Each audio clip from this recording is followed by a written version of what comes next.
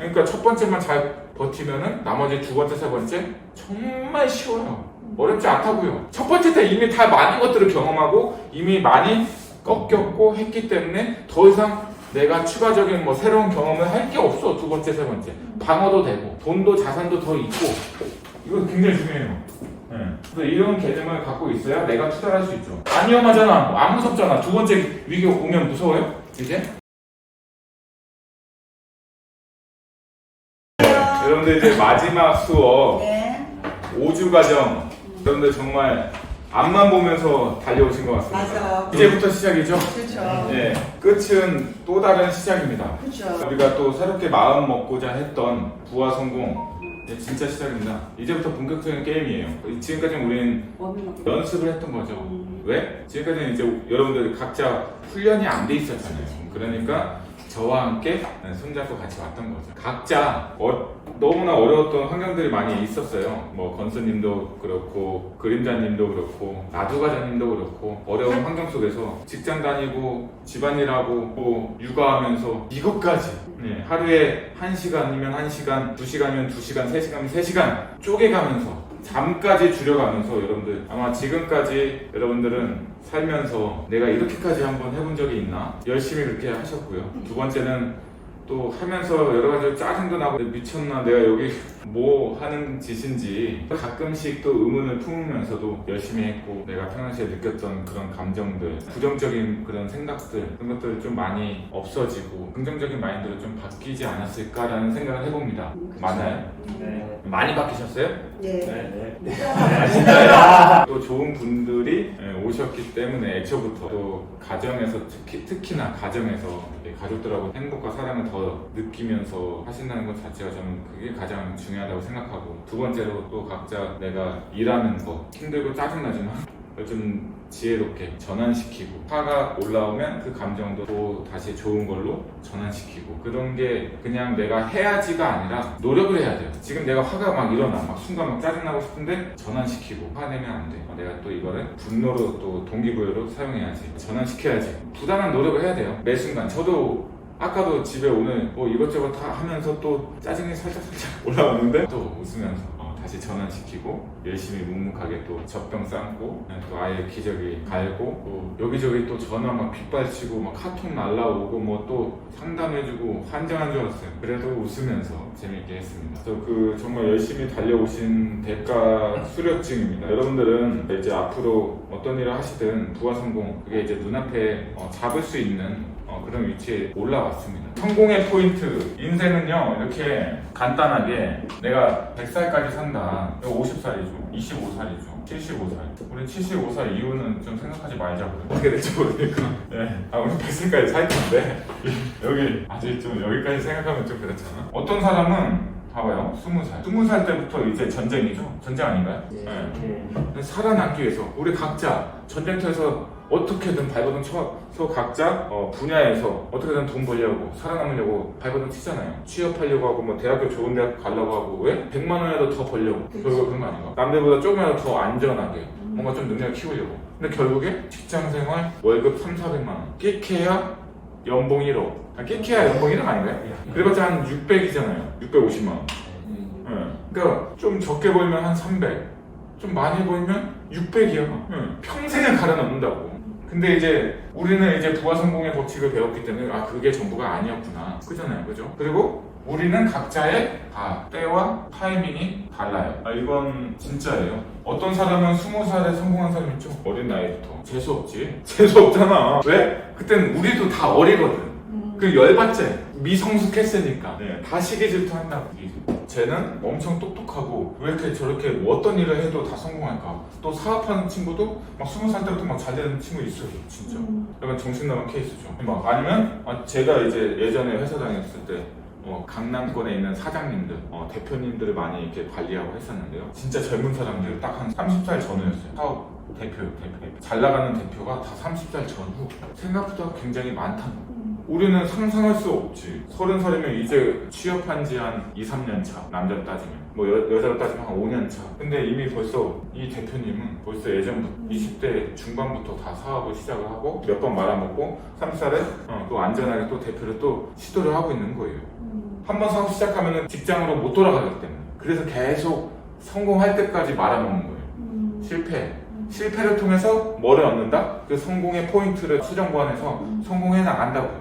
그래서 실패는 성공의 어머니라는 말이 왜 나오냐면 수정 보완을 할 줄 아는 사람에게 그게 성공의 어머니가 되는 거예요. 실패가 밑거름이 된다고. 근데 이제 실패했다고 좌절하고 막 술 처먹고 막 한강 다리 거기에 올라가서 뛰어내릴까 말까 막 물론 그럴 수 있는데 맨날 그런다 하면은 수정 보완을 하지 못하지. 그 과거 내가 실패한 그 지점이 뭔가 수정 보완할 게 뭔가 이렇게 생각을 해야죠. 저는 항상 생각하거든요. 제가 무슨 일을 하든 내가 뭐 좀 잘 못했나? 어떤 부분이 좀 미흡했나? 내가 어떤 거를 좀 잘 했나? 못했나? 특히 못한 거를 좀 집중적으로 제 스스로 돌아봐요. 잘한 건 잘 안 봐. 왜냐면 잘한 거니까. 시험 공부 잘하는 사람이 시험 점수 좋은 사람, 자기가 맞은 거는 공부 안 해요. 근데 공부 못하는 사람, 제 얘기를 또 많이 하는데 저는 맞은 걸 공부했어요. 기분 좋잖아, 첫 번째. 그리고 틀린 걸 공부하면 시간이 오래 걸리고 머리 아프고 짜증나서.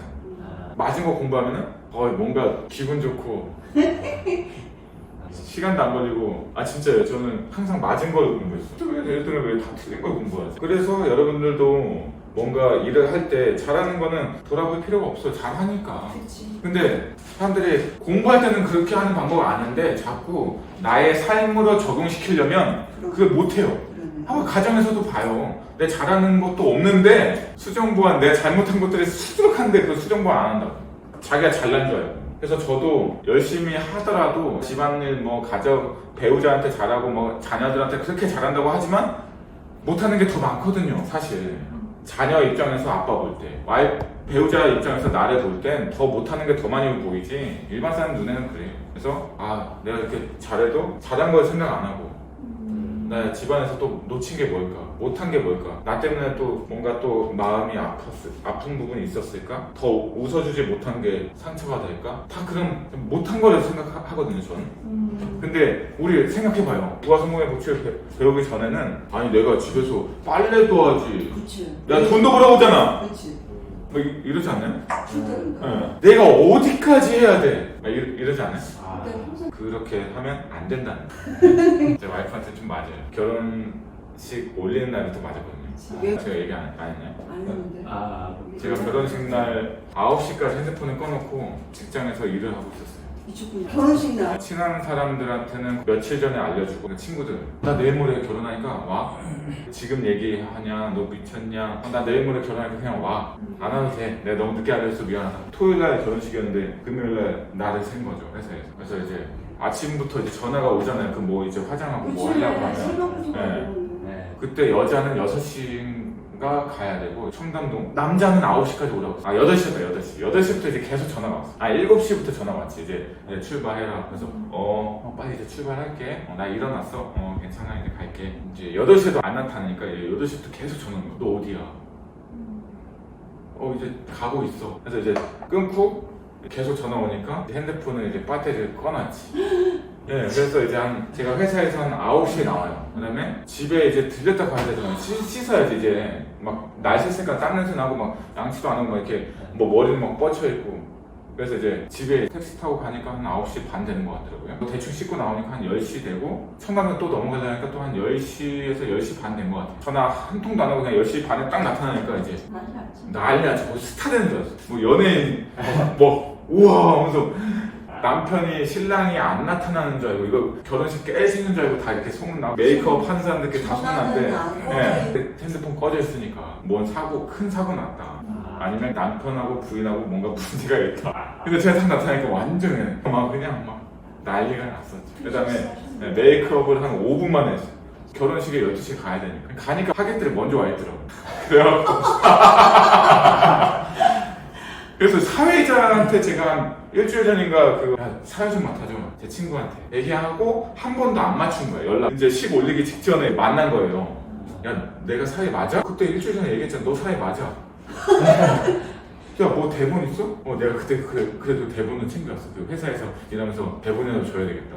대본 이렇게 그냥 인터넷에 떠돌아다니는 거 하나 딱 해가지고 이거대로 해. 왜 맞고 사는지 알지? 그 메이크업하고 결혼식장 가는데 택시 타고 가잖아요. 거기서 이제 팡팡 오는 거예요. 그치.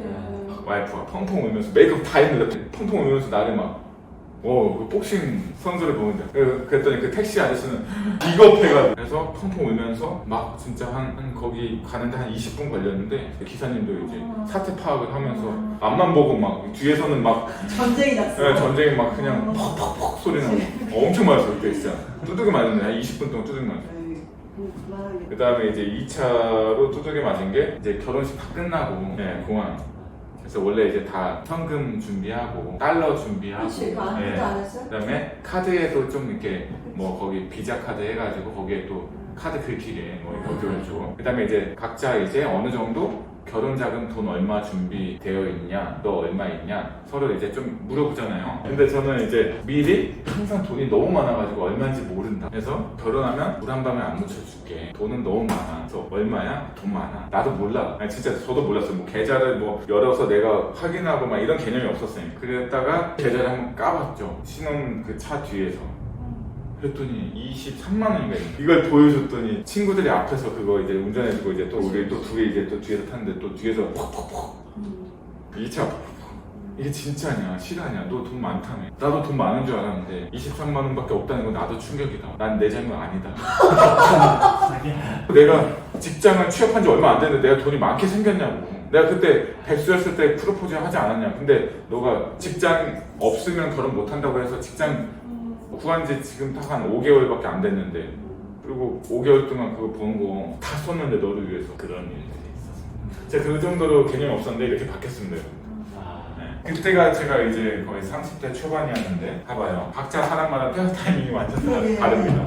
여기에 부하 성공을 위해서 20대가 왔고요. 20대 초반도 교육을 받았었고 이번에는 20대 26살도 있죠. 그 다음에 또 나이가 또 50대 중반 분도 계시고 또 여기 30대, 40대, 50대 다 다릅니다. 왜요? 각자 사람마다 그 때와 타이밍 달라요. 꽃도 다 피는 시기가 다 다르잖아요. 봄, 여름, 가을. 그래서 이건 진짜 맞거든요. 근데 사람들은 자꾸 인스타나 주변 사람들한테 만나고 다 비교하잖아요. 그렇다 보니까 쟤는 비교 대상이 뭐예요? 항상 잘난 사람. 그러다 보니까 나는 항상 초라해. 뭔가 자존감이 자꾸 낮아져요. 바닥이야. 그렇게 할 필요 없거든요. 왜? 사람마다 다 꽃피는 때와 타이밍이 정말 다릅니다. 저는 30대 한 중후반에 꽃폈는데요. 저도. 누구는 뭐 20대. 50대에 피면 어때요? 피면 되잖아요. 꽃이 안 핀 게 억울한 거예요. 꽃이 안 피는 게 가장 인생의 실패작이라는 거예요. 나이를 떠나서. 피면 되잖아요. 여러분들 이제 이 과정을 통해서 다 피게 될 겁니다. 각자의 타이밍에 맞춰서 피면 돼요. 펴서 여러분들 멋있게 인생을 살아가시면 됩니다. 그래서 부정적인 생각이나 힘들고 어려울 때 동착했을 때 긍정의 초긍정의 마인드를 가지고 꽃을 계속 피워나가시면 돼요. 꽃 필 준비 다 되신 거죠? 네. 그리고 각자 또 상황이 다 다르잖아요. 그래서 다주택자 포지션인데 그러니까 두 번째 주택, 첫 번째 주택 3주택, 뭐 4주택 쭉쭉쭉 맞죠? 그러면은 다주택자 포지션으로 가야 되는데 이게 부동산 투자죠. 자산가, 자본주의 자산가. 그러니까 첫 번째하고 두 번째 주택이 이게 거의 중심축이에요. 어떤 일을 하더라도 시작점에 중심축 그 기둥이 굉장히 중요하거든요. 기준, 중심축. 내 자산에도 중심축이 있어야 될 거 아니에요. 그냥 무턱대고 그냥 빌라부터 사요? 아니면 뭐 어떻게 뭐 똘똘한 한 채니까 강남권에 30억짜리 아파트 사요? 그거 사기 위해서 평생을 30년 동안 무주택하면서 어떻게든 수단방법 가리지 않고 돈만 악착같이 모아가지고 그 한 채를 위해서 사나요? 아 진짜 그런 사람들 있잖아요. 오직 그 한 채. 난 강남이야 무조건. 있어요 진짜. 네. 아니면 뭐 처음부터 빌라부터 그냥 어디 저기 뭐 그렇지. 반지하부터 매수하나요? 싸니까? 신혼집을 거기서 살면 되나요? 뭐 어떻게 해야 돼요? 그럼 다주택자 포지션 이게 중요하잖아요. 그러니까 이게 중심축이 된다고요. 그럼 몇 채? 한 두 채까지. 이게 취득세에 준해서 취득세 때문에 그래요. 취득세. 또 뭐 때문에? 현금흐름 때문에. 이것 때문에 중심축이 되게 중요해요. 취득세 한 3주택부터 중과되죠. 그래서 2주택까지는 조금 자유롭게 사도 돼요. 1에서 3%니까. 근데 3주택부터는 기본 8%. 4주택 11% 막 이렇게 되죠. 지방세까지 합치면은 뭐 9%가 넘어가요. 9.몇%, 뭐 13%. 비싸요 안 비싸요? 취득세가 굉장히 올라가서 진입장벽이 높잖아요. 6%가 아직 확정이 안 된 거예요? 예, 그거 통과를 못했죠. 아직 안 됐나? 취득세 때문에 2주택이 중요한 거고, 그 다음에 현금은 자산가액이라고 하죠. 현금은 자산가액. 높아야 어떻게 되죠? 변동률이 높. 예, 변동성이 또 높으면서 이게 또 나중에 상승기를 잘 준비해서 맞이하면 현금 흐름이 곧 거의 수익에 대변하잖아요. 현금 흐름이 높아지죠. 그럼 뭐예요? 세 번째, 네 번째, 다섯 번째를 현금이 높으니까 한번 4번 이런 것도 몰라요 사람들이. 고수들도 잘 몰라요 이런 기본 개념. 그냥 뭐 첫 번째, 두 번째, 세 번째, 네 번째, 다섯 번째 늘려가. 근데 속도도 중요하잖아요. 처음부터 어떤 집을 살 건지 중요하잖아요. 첫 번째 주택을 막 1억짜리 막 공시가 1억짜리 사면 안 된다고. 무주택자가. 왜? 이것 때문에. 취득세는 두 번째로 하고 자산가액이 좀 최대한 높은 것부터 해야 된다고요. 왜? 취득세에 또 장벽이 있기 때문에. 또 잘못 샀다가는 또 공시가가 1억 넘어가고 하다 보면 나중에 또 살려고 했더니 중감 없고. 그 다음에 또 한 채 샀는데 상승장 맞이했어. 찔끔 오르고. 뭔가 또 전세가도 팍 올라줘야. 3번, 4번, 5번은 취득하는 속도가 높아집니다. 취득 속도가 빨라져요. 물론 나는 돈이 뭐 1,000만 원밖에 없다. 그러면은 자산가액이 높은 거를 살 수 없으니까 좀 저렴하고 자산 가치가 좀 낮은 거, 좀 자산가액이 좀 낮은 거, 좀 매가가 저렴한 걸 사야 되겠지. 그죠? 무조건 안 사는 게 아니라. 그래서 이것 때문에 자산가액은 첫 번째, 두 번째까지는 좀 최대한 내가 살 수 있는 영끌 해서라도 안전하게 가격 분석해가지고 최대한 높은 거 사야 된다는 거죠. 최근에 사셨던 그것도 괜찮아요. 그게 자산가액이 높은 거에 해당됩니다. 자산가액이 높은 기준 한 어느 정도 생각하세요? 10억? 4, 5? 5억? 4. 왜냐? 4억부터 상승량 맞이하면 상승폭이 커요. 크다니까 커요. 4억부터. 이것도 알고 있어야죠. 3억은 조금 약해. 그렇지. 네, 약간 약한 느낌이 있어. 한 2억대까지는 좀 더 많이 약해. 그거는 진짜 다주택자 포지션으로 이런 거 한두 채 가져갈 때 그건 한 5채씩 가져가야 된다. 왜냐면 봐봐요. 4억짜리 살려면은 갭이 한 1억에서 2억 정도 들어간다고요. 2억. 보통 전세가가 낮다 보니까. 아니면 보통 4억짜리 전세 얼마예요? 요즘에 한 비싸봤자 한 2억 5천 정도 할 텐데 좀 싼 데는 2억? 그러니까 한 거의 1억 5천, 2억 들어간다고요. 좀 뭐 한 2억 5천이라고 할게요. 1억 5천 들어가죠. 근데 진짜 나는 자산가에 높은 걸 사는 것보다 난 낮은 걸로 여러 개 살 거야. 난 살 수 있어. 하시는 분은 그렇게 사도 돼. 자신감 있으면. 왜? 그게 더 합쳐지면은 그게 많아지면 얘보다 더 파워가 세요. 사실. 근데 제가 일반적으로 얘기한 거예요. 근데 봐봐요. 1.5억을 나는 개수를 승부할 거야. 제가 그랬거든요. 이거를 6개. 마음 같아서 뭐 7개, 8개 하고 싶은데, 우리는 보수적으로 항상 생각해요. 그러면 상승 구간을 맞이한다고 하면, 뭐 예를 들어서 이게 한 5천씩 올랐어요. 계산하기 쉽게. 3억이죠. 그 다음에 한 채 샀죠? 1억 5천 가지고. 자산가액 높은 거. 4억이니까 1억 5천 됐을 것 같은데, 제 딱 감이. 2억 5천 올랐단 말이에요. 올랐다고 팔아요, 안 팔아요? 팔죠? 보통 사람들. 보통 사람들. 네, 보통 사람들 팔지. 왼쪽이야. 왼쪽에 2억 5천까지도 안 가. 이건 진짜 대박이에요, 이건. 한 5천만 원만 오르잖아? 5천도 아니야, 솔직히. 딱 말씀드릴게요. 제가 하도 사고 팔고, 사람들이 팔면 하도 보니까 기준화가 되더라고. 3천만 원만 오르잖아? 진짜요? 네, 사람 눈가 이렇게 확. 진짜요. 일반 사람들은 다. 그래, 우리 좀 넉넉하게 잡자고요. 왜냐면 5천만 원만 오르면 진짜 거의 다 팔아. 그렇게 파는 시간에 하라고 현장 가고 모아갖고 공부해다 뭐 하지 않다가도 5천만 원 온다? 엄청 빨라. 그냥 오는데 진짜 예. 오는 새 벌써 난 어제는 안 팔았는데 오늘 물어보니까 팔았대. 야 진짜 기가 막혀. 진짜 야 진짜 무슨 뭐 어제는 저한테 막 얘기해서 팔까요 했다가 팔지 마요. 더 올라가요. 좀 더 최소한 한 2억은 먹고 파세요. 그 다음에 내일 전화하니까 팔렸어. 어제 라온님이 정말 상담을 잘 해주시고 저도 2억까지 가져가고 싶었는데 갑자기 전화 끊고 그 다음날 되니까요 부동산에서 그렇게 막 팔려고 해가지고 저는 팔 생각 없었는데 그렇게 팔려고 해가지고 제가 어떻게 그러면 팔았지 뭐. 이런 분들이 한둘이 아니야. 근데 봐봐요. 그러면 6개 됐으면 여기서 몇 개 팔아도 돼요?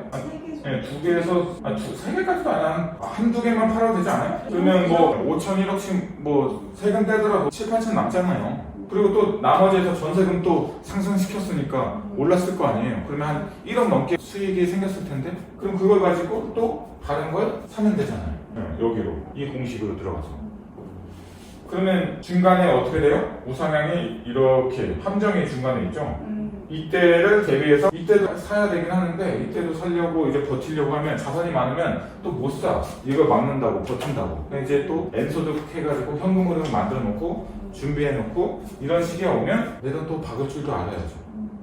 그러면 다시 또 회복장 되면 다시 올라타서 다시 그러면 이제 나중에는 그러니까 한 번만 딱 버티면요. 두 번째 하락은 우스워. 이것도 명심하세요. 첫 번째 하락, 그러니까 사람들이 연달아 생기는 계속 여기 생기는 이 하락을 되게 무서워해요. 첫 번째 하락, 두 번째 하락, 세 번째 하락 있죠?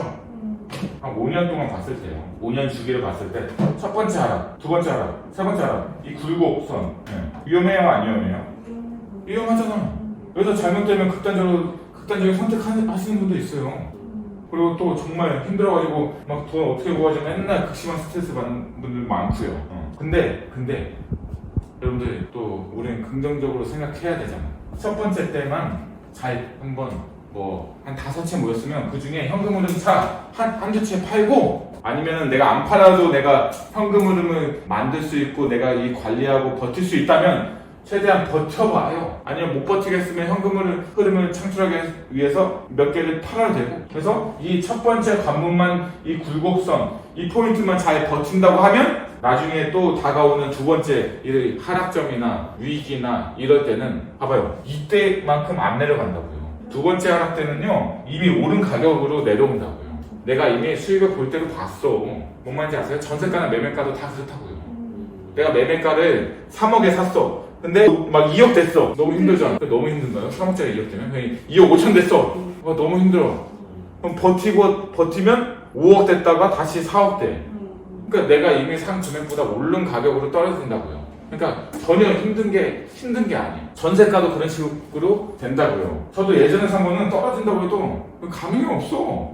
이미 많이 오른 상태에서 떨어진 금액이다 보니까 내가 애초에 진입 시점보다 훨씬 오른 가격이거든요. 그래서 이거 굉장히 중요합니다. 이걸 몰라요, 사람들이. 그냥 다 이 위기라고 하니까 부동산 유튜버에서도 막 각종 여기가 위기래. 그러니까 정말 한 5년 동안 보유하는데 한 3번 오면 한 3번 동안 죽어야 되겠네. 이거 어떻게 버텨? 이런 쪽으로만 딱 봐도 3번 어떻게 버텨요? 그냥 가져가면 한 6번 그냥 두들겨 맞는데 해머로? 그거 어떻게 버텨요? 그러니까 첫 번째만 잘 버티면은 나머지 두 번째, 세 번째 정말 쉬워요. 어렵지 않다고요. 첫 번째 때 이미 다 많은 것들을 경험하고 이미 많이 꺾였고 했기 때문에 더 이상 내가 추가적인 뭐 새로운 경험을 할 게 없어. 두 번째, 세 번째 방어도 되고 돈도 자산도 더 있고 이거 굉장히 중요해요. 그래서 이런 개념을 갖고 있어야 내가 투자를 할 수 있죠. 안 위험하잖아. 안 무섭잖아. 두 번째 위기 오면 무서워요? 이제 내가 투자했을 때 첫 번째 위기 올 때가 가장 무서운 거예요, 여러분들. 그러니까 첫 번째 위기, 내가 투자했는데 첫 번째 오는 위기, 이거 진짜 위험해. 근데 위험해요, 실제로. 만약에 예를 들어서 작년, 재작년에 샀을 때 올해 왔잖아. 작년하고 왔잖아요. 첫 번째 오는 위기, 이거 진짜 큰 위기죠. 네. 근데 이 위기만 잘 버티면 두 번째, 세 번째 괜찮다고요. 그래서 최대한 이 굴곡에 빠지지 않으려면 가격 분석하면 됩니다. 가격 분석. 그렇게 막 엄청나게 장애물에 빠지지 않아요. 진흙탕에 빠지지 않고 이런 위기가 와도 금방 혼자 뛰쳐나올 수 있다고요. 가.